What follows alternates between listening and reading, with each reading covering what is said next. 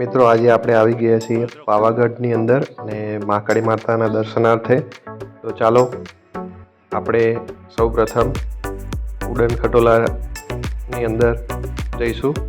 અહીંયા મિત્રો જોઈ શકો છો તમને કે ઉડન ખટોલામાં જો ઓનલાઈન ટિકિટ બુકિંગ કરાવી હોય તમારે અહીંયા લાઇનમાં ઓછું ઊભું રહેવું પડે છે. તો ઓનલાઈન જરૂરથી ટિકિટ બુક કરી અને પછી જ અહીંયા ઉડન ખટોલામાં તમે આવો તો અહીંયા સીધું તમને અહીંયા ટિકિટ ચેક કરી અને જવા દેશે. અહીંયા આખું તમે જોઈ શકો છો કે ઉડન ખટોલાની જે વ્યવસ્થા છે તમને 10 જ મિનિટની અંદર ત્યાં ઉપર પહોંચાડી દેશે અને ત્યાંથી પણ પગથિયા ચાલી અને પછી તમારે દર્શનાર્થે જવું પડે છે. અહીં રવિવાર અને મંગળવાર ખૂબ જ ભીડ જોવા મળે છે, તો તમે તમારું પ્લાનિંગ કરતા હોય તો એ પ્રમાણે કરી શકો છો.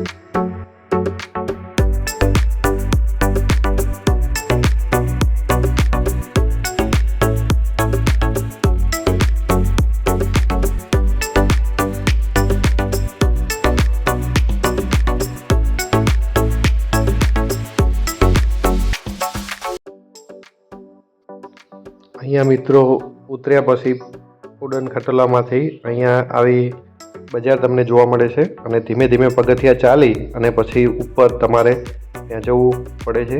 અહીંયાથી તમે વસ્તુની ખરીદી પણ કરી શકો છો. માતાજી માટે શ્રીફળ ચૂંદડી અને લઈ શકો છો.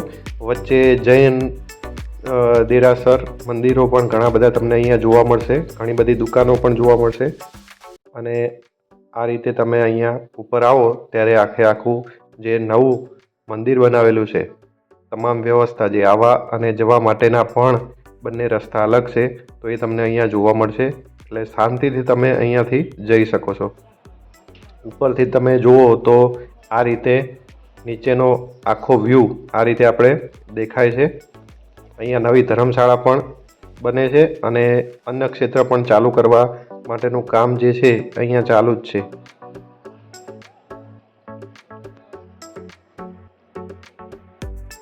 મંદિરના અંદરથી દર્શન આપણે હવે કરીશું. તો તમે જોઈ શકો છો અંદર ખૂબ જ ભીડ છે.